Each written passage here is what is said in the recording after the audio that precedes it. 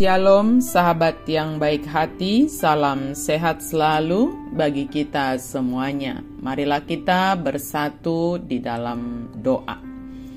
Allah Bapa dalam Yesus Kristus, terima kasih Tuhan untuk firman-Mu yang selalu Engkau anugerahkan bagi kami. Dan saat ini kami hendak merenungkan firman Tuhan. Berkuasa Engkau Tuhan atas kami, penuhi hati, pikiran kami dengan firman-Mu. Amin. Firman Tuhan bagi kita pada hari ini tertulis dalam kitab Yeremia 33 ayat 10 dan 11. Beginilah firman Tuhan, di tempat ini yang kamu katakan telah menjadi reruntuhan tanpa manusia dan tanpa hewan, di kota-kota Yehuda dan di jalan-jalan Yerusalem yang sunyi sepi itu tanpa manusia, tanpa penduduk dan tanpa hewan, akan terdengar lagi suara kegirangan dan suara sukacita, suara pengantin laki-laki dan suara pengantin perempuan, suara orang-orang yang mengatakan, bersyukurlah kepada Tuhan semesta alam, sebab Tuhan itu baik, bahwasanya untuk selama-lamanya kasih setianya, sambil mempersembahkan korban syukur di rumah Tuhan, sebab aku akan memulihkan keadaan negeri ini seperti dahulu, firman Tuhan.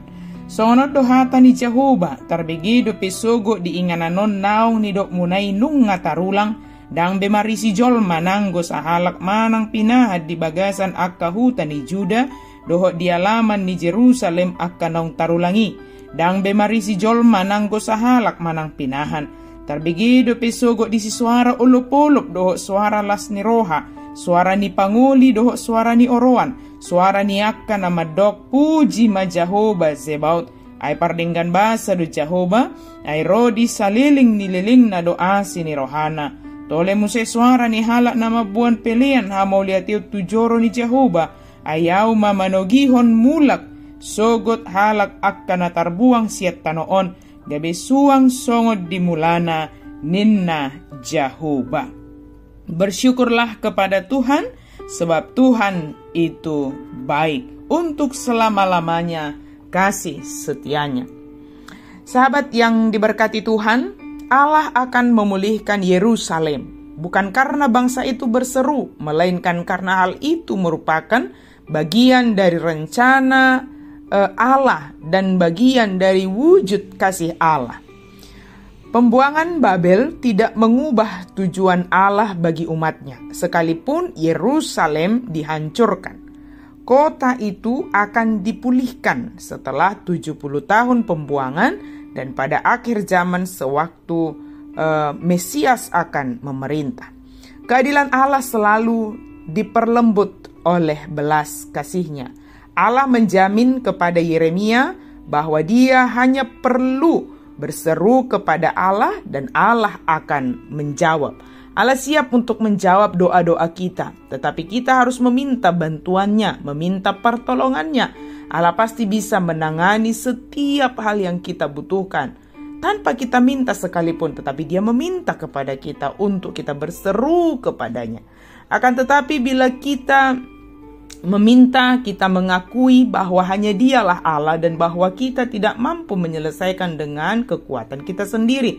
Segala sesuatu yang adalah wewenangnya untuk dikerjakan. Bila kita berseru, kita harus merendahkan hati kita, berhenti bersifat tidak taat dan khawatir, serta bertekad untuk menaati Dia. Dan hari ini dikatakan kepada kita untuk bersyukur kepada Tuhan semesta alam yang selalu baik kepada kita, yang kasih setianya untuk selama-lamanya kepada kita, sesulit apapun keadaan yang sedang kita hadapi. Seperti yang digambarkan firman Tuhan, bahkan di kota di mana reruntuhan dikatakan tanpa manusia, tanpa hewan, di kota di jalan Yerusalem yang sunyi sepi tanpa manusia, tanpa penduduk, di sana akan terdengar lagi suara kegirangan dan suara sukacita.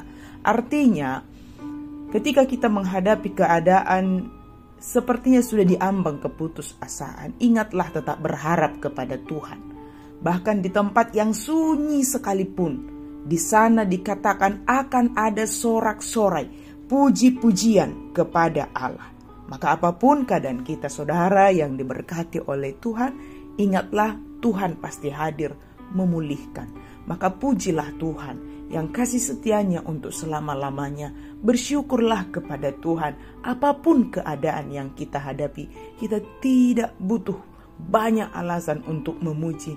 Hanya Tuhan itu sendiri yang sungguh sangat baik, yang kasih setianya untuk selama-lamanya, menjadi alasan kita untuk selalu bersyukur kepada Tuhan, memuji Dia.